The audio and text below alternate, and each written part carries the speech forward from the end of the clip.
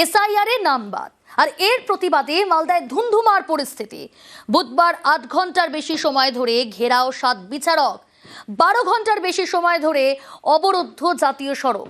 বুধবার থেকে দফায় দফায় উত্তেজনা, বৃহস্পতিবারও বিক্ষোভ, অবরোধ।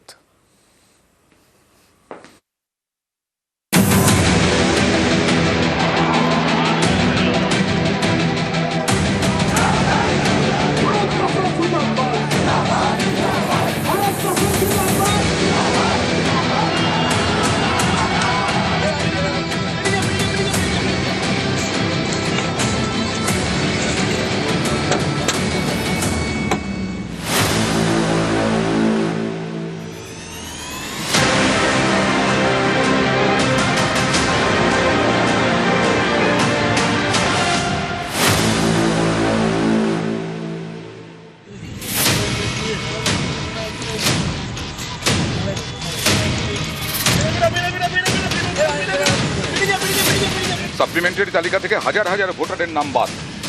এই অভিযোগে বুধবার মালদার বৈষ্ণবনগর এবং সুজাপুর বিধানসভা কেন্দ্রের একাধিক জায়গায় বিক্ষোভ। সুজাপুরে কলকাতা শিলিগুড়ি 12 নম্বর জাতীয় সড়ক অবরোধ করা হয়। ইলেকশন কমিশনার যে বলেছিল যে 2002-এ যারা ম্যাপিং দেখাতে পারবে তাদের সমস্ত ভোটারদেরকে উঠিয়ে দেওয়া হবে তালিকাতে, যদিও মিথ্যে বলেছে, এটা হয়নি। তাছাড়াও আমাদের এই বুথে বা আমরা যে আন্দোলন করলাম, এখানে অনেক বুথের আছে যাদের নাম ডিভোটার করা হয়েছে, তাদের বৈধ ডকুমেন্টস। পরিস্থিতি উত্তপ্ত হতে থাকে বুধবার বিকেল থেকে। মোথাবাড়ি বিধানসভা আসনের কালিয়াচক 2 নম্বর ব্লকের বিডিও অফিসের সামনে অবরোধ শুরু হয়। সেই সময় দপ্তরের ভেতরেই ছিলেন এসআইআর এর কাজে নিযুক্ত 7 বিচারক। অবরোধের জেরে তাঁরা আটকে পড়ে।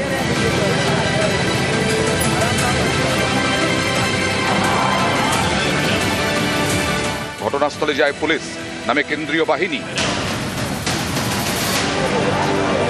প্রায় 8 ঘন্টা বিচারকরা আটকে থাকেন বলে অভিযোগ।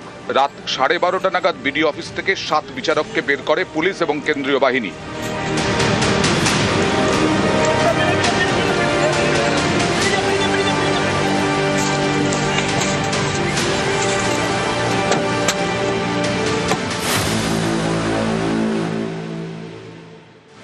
অভিযোগ, বিচারকদের নিয়ে যাওয়ার সময় তাদের গাড়িতে ইট এবং বাঁশ দিয়ে হামলা চালানো হয়।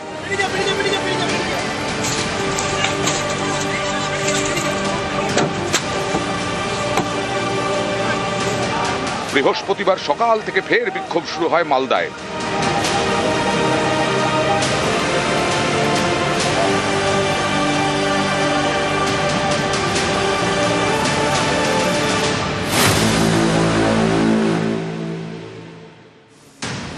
ইংরেজবাজার বিধানসভার বাধাবপুরে রাস্তা অবরোধ করা হয়।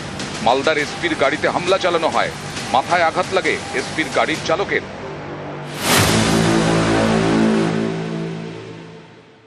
মালদা বিধানসভা কেন্দ্রের নারায়ণপুরেও অবরোধ শুরু হয়।